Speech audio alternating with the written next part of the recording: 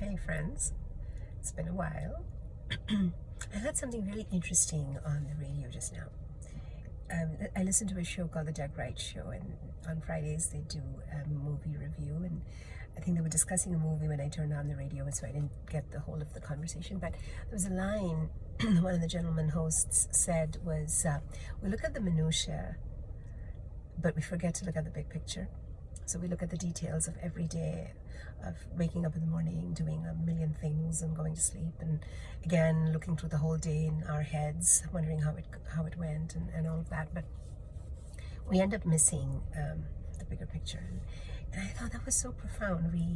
It's very hard to step back, kind of, and look at everything in a holistic perspective, because we're so busy living.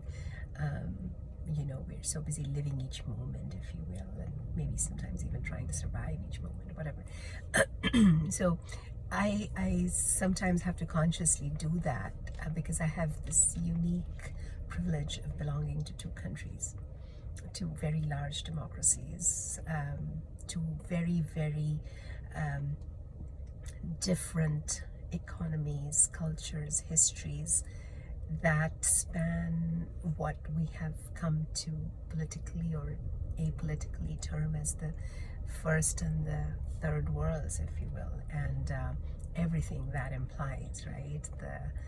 The economies, the politics, the sociological aspects, the humor, all of it.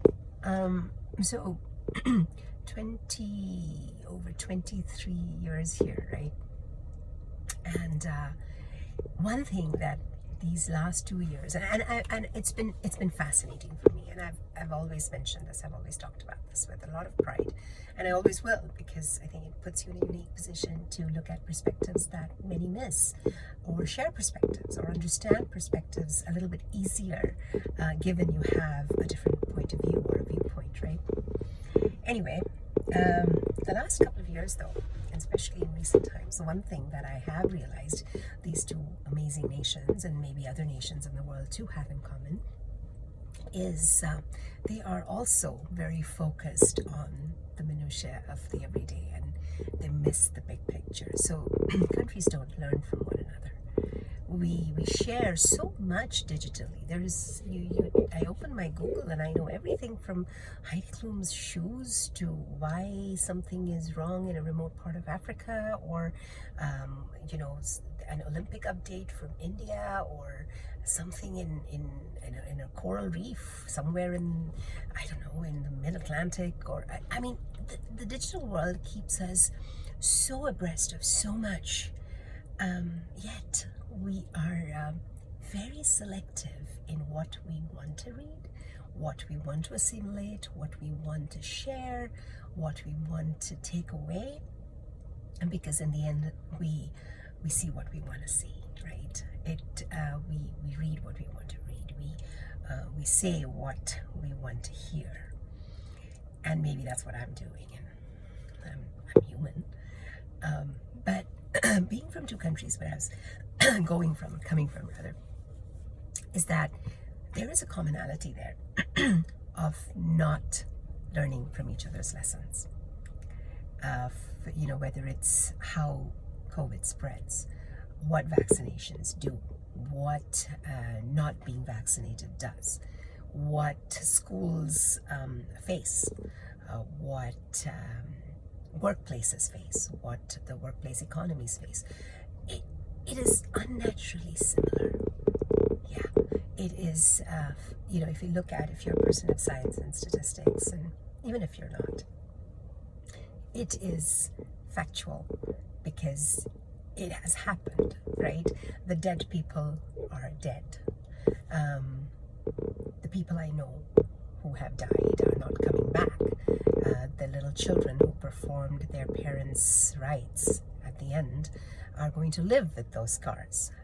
My friends who have had persistent symptoms of COVID are living with those. They are making appointments with cardiologists and pulmonologists and I don't know, other kinds of logists who they have never spoken to before. The mothers, the wives, the ones we know who have lost sons and spouses, or women who have lost their brothers or husbands. They are a part of that big picture that we often don't see because it doesn't affect us. So, and the stories are the same. They are so similar and so same, to be honest. Because at the end of the day, it doesn't matter what country you're from and what your faith is and who you believe in or not believe in. You are a human being, flesh and blood, very similar anatomies inside, very different on the outside. One beating heart and hopefully a functioning brain, and that's all you got.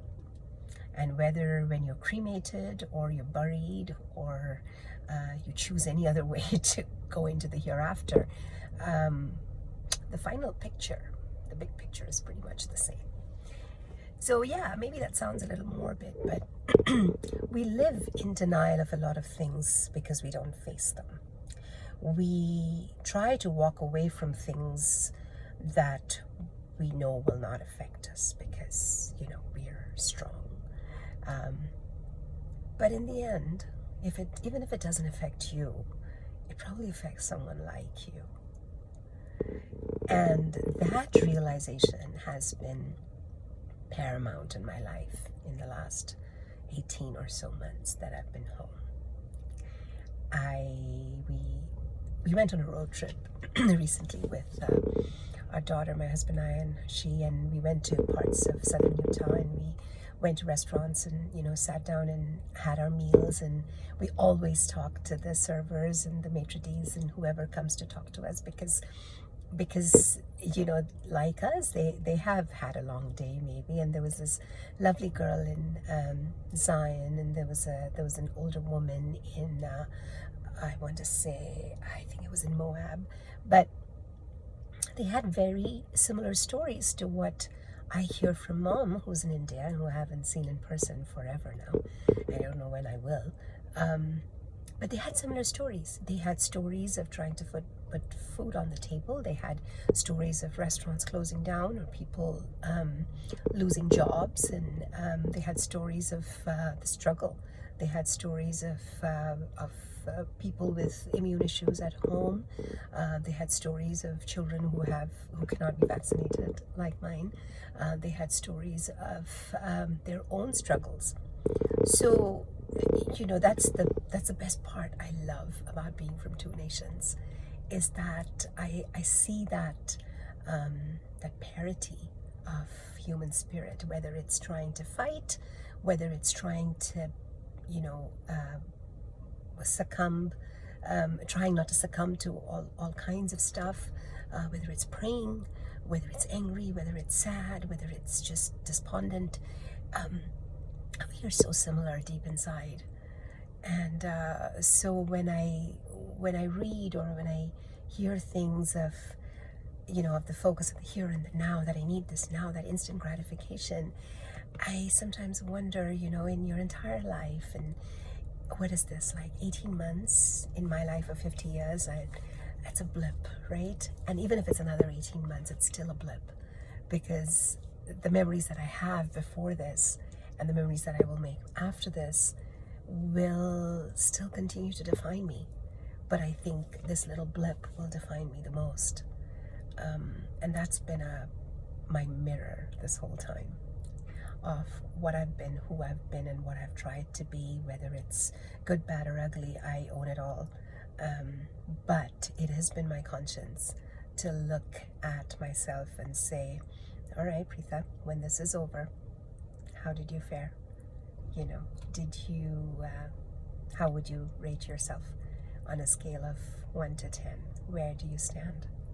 So that remains my big picture and my everyday mantra, if you will. I don't care if anybody needed to hear this or didn't like it or like it. It doesn't matter. It is something that is important to me, and probably because it resonates with a lot of people who I've spoken to who feel the same way. That did I do my part?